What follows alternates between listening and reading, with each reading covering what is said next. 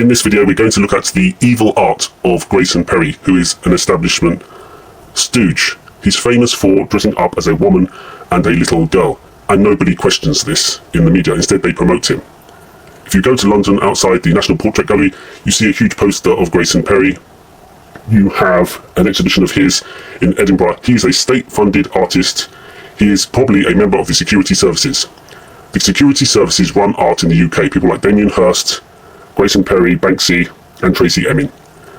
And they are there to promote the agendas of the security services. They're also there to promote a kind of nihilism amongst the public. And so you have Grayson Perry. He's famous for wearing a big G on his top, showing you that he's a member of a secret society.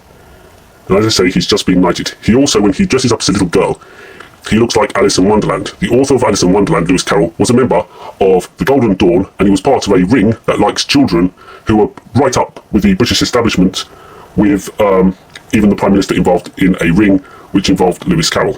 He was an Oxford Don, and he took photos of young girls. And Grayson Perry dresses up as Alice in Wonderland. Alice in Wonderland seems to be about mind control, and mind control through abuse.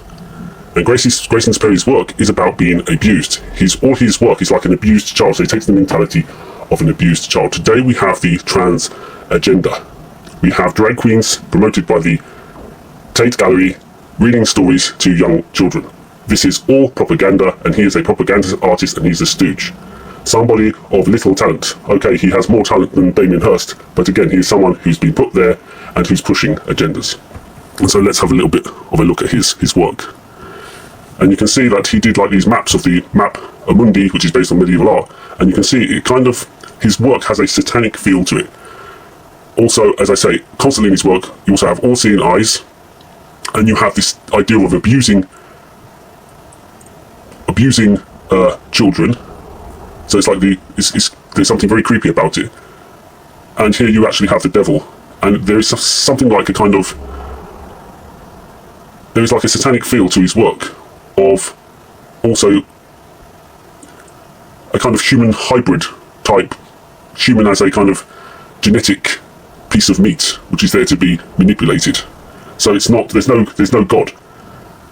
Instead, the human is there to fulfill kind of satanic passions, a kind of do what thou wilt, be the whole of the law. And so this is his exhibition in Edinburgh, and he has this character he talks to called Alan Measles, who is a teddy bear. So Grayson Perry, his father left at a young age, and then his mother had a boyfriend, and he says that this boyfriend was abusive. He found refuge with a teddy bear. Now, teddy bears are associated with people who like children, if you understand what I mean. It's a reference to that. And he has this teddy bear called Alan Measles, which he says has been behind his whole career. We return to Alan Measles, a talisman almost for both Perry's life and his art, but so important to Perry that he refused to let the original Teddy exhibition, instead sending this replica. Alan was one of Grayson Perry's childhood toys, and who he played with up in his room as a retreat from an unhappy home life, and he sort of described him as a resistance fighter and a leader of the other toys, as well as being a protector and a bit of a father figure. After 6 years of therapy between 1998 and 2004, Alan Measles became more important in Perry's art. Indeed, the artist describes him as a personal metaphor for God, masculinity, care and security. And it's interesting because Alan Measles takes on so many different guises. In some cases, as you've seen, he's caring. In others, he's quite demonic. And it's a fascinating inspiration. Grayson Perry. So the character Alan Measles, which is his teddy bear, has this satanic character. You also have this feeling of MK Ultra in his work. You have the idea of Freud and abuse as a child, kind of modelling the adult. And in this one, where he actually has a painting of a mural of his brother, you can see the MK Ultra butterfly here. So there is this theme of Freudian mind control. There is also a theme of Marxism in his work, in which, you know, he's not a particularly skilled person, and his work costs thousands and thousands of pounds to make, because it's then given to tapestry weavers who make the tapestries and pot makers who make the pots. He just scribbles on them.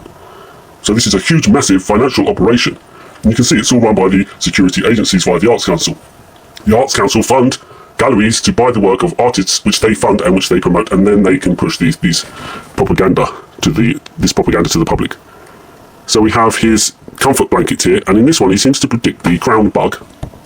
You have the queen, you have some weird baby which looks like it's there to be genetically manipulated, and you have here things like like Shakespeare and the Industrial Revolutions. Now, I've covered this in my previous videos, how this was the theme of the 2012 opening and closing ceremony. So it shows you it is all connected.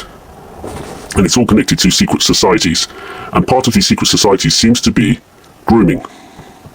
So if we look at this image by Damien Hirst, we have a disabled girl, and obviously she has the teddy bear, and it's kind of, think of Jimmy Savile, Mara Hindley, and remember that Grayson Perry looks like both of those characters. And so you have the teddy bear, it is like eroticization of the disabled, and you have Jimmy Savile, and this is Damien Hirst, who is another establishment shill. And just to show you that they push the same themes. And Grayson Perry was funded by the manufacturers of the William Shakespeare. So the manufacturers of the William Shakespeare and the government promoted an exhibition of his where his character Alan Measles plays the central role, and Alan Measles looks like E.T. So the way he's developed the character, now the teddy bear looks a bit like E.T. and he depicts him with an erection. And remember that E.T. also has this creepy feeling about a child with this strange alien, this strange relationship with the alien. And so he was vastly funded during the Crown Bug, and he was then given a knighthood, and he was sponsored by all the manufacturing companies who made the William Shakespeare. So it shows you he's an establishment stooge, and his art is actually evil. His art is actually evil. Remember, we also had the Myra Hindley image in Sensation, not by him, but it shows you that it's the same thing. They have this kind of strange abuse cult going on. And remember, we have Epstein and Ghislaine Maxwell, and it's all connected. It is all connected. And he's constantly promoted by the establishment. And here he is actually being knighted. So here, Grayson Perry was actually given a knighthood. So it shows you it's connected with Prince Charles. Remember that Jimmy Savile was close to the royal family. And this is just part of their culture. And it's all connected to Lewis Carroll, who was part of a secret society and a ring. He was part of the Golden Dawn with Aleister Crowley, and he was also part of a ring which was connected to the Prime Minister at the time. And his book Alice in Wonderland seems to be about drug use, abuse of children, and how this is part of the establishment and also mind control. And as I say, Grayson Perry dresses up as Alice in Wonderland, and it's all connected to Theodore Adorno and the Frankfurt School. And Theodore Adorno is connected to the CIA's funding of abstract expressionism. And what they did was they destroyed art, the standards of art, through modernism. And then when that was achieved, then they promoted art which was more based on social issues and social propaganda, as we can see. And we can see that these themes, you have kind of Marxist themes, because Grayson Perry is actually from a working class background, so they say. But it's not a celebration of the working class. The Marx actually hated the working class, so did Adorno, and hated working class culture. And what they do is have engineered a culture of propaganda, which is then imposed on the working class to control their minds. You also have Hegel and the Hegelian dialectic, which was part of Adorno's theory, and we see the Hegelian dialectic in culture, but we also see it in the truth movement. Actually, in the truth movement, showing you that it is also part of this controlled opposition agenda. And we have Sigmund Freud, whose ideas are based on childhood trauma, mind control, and sexualization of the young. And we have all these themes in Grayson Perry's work. And Adorno is connected to a country in the Middle East, and again, secret societies. And so you can see all the links, and you can see there Grayson Perry, he's accepted a knighthood. Here's Grayson Perry wearing a Masonic apron where he has the G and the compass here. At the Evening Standards Awards, he's famous for wearing a G. Here he is with the Masonic apron, and I'll see if I can get a close-up picture for you. So, here he's got the Masonic apron on. Here. So, here on his chest he actually has the square and compass of Freemasonry here. Square and compass of Freemasonry here, and the crown.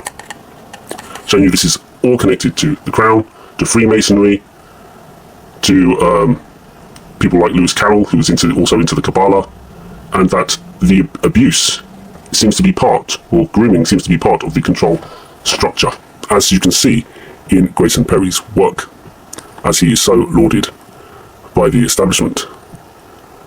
And it is evil art. It is just complete evil and propaganda brought to you by the intelligence services, and people are buying into it, and it's just a total disgrace thinking that you've got people painting all their lives, sincere about their work, and you have clowns like Grayson Perry, Damien Hirst, Tracy Emin, Banksy, who are establishment shills working for the intelligence agencies and giving nihilistic, evil propaganda to the public and trying to mould culture. Thank you.